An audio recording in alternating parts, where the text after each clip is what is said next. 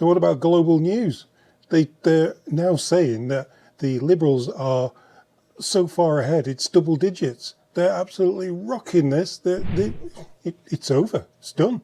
According to Global News and CBC, Liberals won it. It's done. It's a done deal. They get their bonus now. Yeah.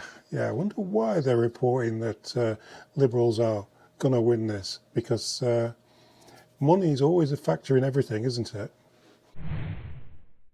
Let's have a listen to what Global News had to say on the matter, and then we'll listen to the actual guy from Ipsos and listen to what he had to say when he came on the radio. The Liberals under Mark Carney have opened up a double-digit lead over the Conservatives, placing them in majority government territory if the election were held today.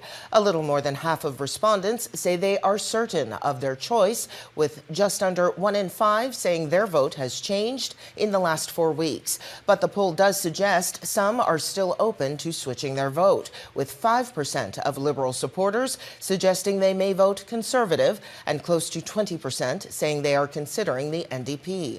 So yeah, that's Global News' version of their little survey that they had done, especially for them, just for Global News. We really don't know who they're picking to do these surveys, but here's the Ipsos guy telling us what he thinks and what he thinks about the popularity of Pierre Poilievre. No, I would say that they're right. I would say that there is an enthusiasm for Pierre Poilievre among the people who are voting Conservative. But that's not going to win you an election. That gets you to 30. In fact, the Tories are currently polling above where they performed in any of the last 3 elections. We've got them in our polling at 36 or 38 or something like that. So they're actually doing better, but it's not enough. And the reason is because the NDP has collapsed. So yes, you can pack an arena, you can pack, I don't know, the Air Canada Centre or whatever facility you want to go to. You can find people who are going to do that, but it's not a large enough representative group of the actual Canadian electorate. There you go. I think the Ipsos guy is bang on. I think people who were looking at NDP are probably now looking towards not going to NDP, and is Singh doing this on purpose just so that he can then join alliance with Carney in a new government if the Liberals got promoted to government status again for another 4 years after the last 10 years debacle?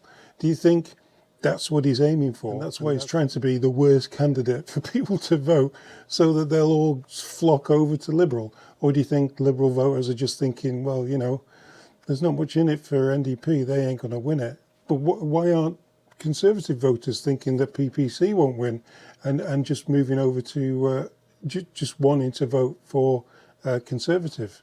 They should be thinking the same. If NDP voters are going to vote Liberal, then the PPC voters should really just be concentrating on voting for Conservative. But let's see what happens. I'm sure the polls will change in the next week. We'll see what happens in the next week or 2 of polls before the election, see where they end up.